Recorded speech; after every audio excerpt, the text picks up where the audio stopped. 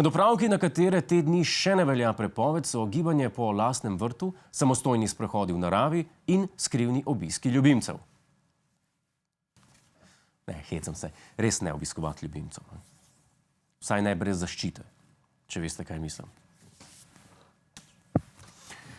Lahko pa greste na bencinsko oziroma do najbližje trgovine, a tudi to je v tem času precej drugačna izkušnja.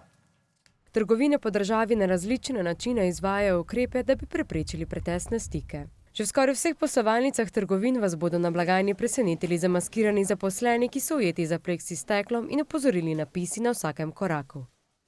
Ja, koronavirus je dodobra spremenil, kako je videti nakupovanje. Včasih so maske v trgovinah nosili samo azijski turisti, danes tudi prodajalci. Včasih smo se varnostne razdalje držali na poti v trgovino, zdaj v trgovini. Včasih so blagajničarke v diskontih hitele, ker se jim je mudilo, zdaj hitijo, da jih ne ulovi virus. Če je pred tedni zamaskiran moški sred noči vstopil na bencinsko, je hotel denar. Danes pa kondome za skrivno ljubico. Do sprememb pa ne prihaja v samih trgovinah, pač pa tudi pred njimi. In ne, sprememba žal ni to, da ljudje naenkrat znajo parkirati, pač pa to, da je marsikje po novem pred vhodom poleg kretena z BMW-jem zdaj tudi varnostnik. V Hoferju so naredili še korak naprej, saj te pri vsaki poslovalnici pričaka oseba, ki pred tabo razkuži roke in voziček.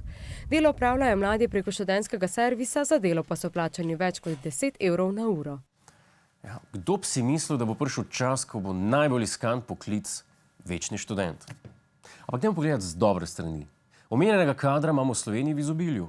Tako kot žal tudi kadra, ki je do virusa pred isto trgovino prodajal časopis. Pozitivna novica pa ta teden prihaja iz slovenskega šolstva, ki je po začetnih težavah uspelo vzpostaviti učenje na daljavo, vsaj po besedah predsednika Združenja slovenskih ravnateljev. Lahko rečem, da smo pravzaprav vsi izjemno pozitivno presenečeni, zato ker je sistem dobesedno čez noč se prestavil iz enega načina delovanja v popolnoma drug način delovanja. Ja, slovenski učenci so uspešno osvojili nov sistem šolanja, saj je ta uporabniku veliko bolj prijazen kot klasični. Med pisanjem testom učencev namreč ni več potrebno skrivati plonk listkov, ampak lahko istočasno uporabljajo Google.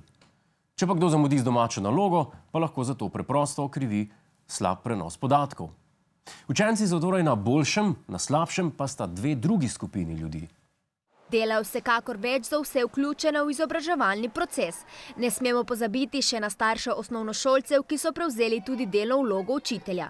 Mamice so po novem postale tudi učiteljice, kar najbrž pomeni, da si lahko vsakih 45 minut vzamejo čik pauzo, poleti pa za 10 tednov zginejo in se vrnejo z novo frizuro. In noseče. Doma z otroci pa seveda niso samo mamice, ampak tudi očki. Med njimi tudi naš korespondent Jernej Celec, ki prejšnji teden ni deloval, kot da bo kos nalogi. Zato ga danes ponovno kličemo in preverjamo, kakšno je stanje. Jernej, kakšna je situacija pri vas doma? Je slučajno še huje kot prejšnji teden? V redu sem, Jure, brez skrbi. Pardon za prejšnji teden. Utrujen sem bil in dajmo temu reči trenutek ščipkosti. Ta teden se počutim mnogo bolje, ker sem našel način, kako se spoprijeti s svojimi težavami. Moram reči, da se počutim kot en nov človek, prerojen, res, prav kot da bi vse moje težave za trenutek izginile. In tudi pri srcu me včasih kar se greje. Tako da, kaj hočem reči je, Jure, ne rabiš skrbeti zame. Meni je čist fajn. Pa na zdravje, na svidenje. Hej, to je naš YouTube kanal, klikni na ta gumb in se naroči, da boš na tekočem.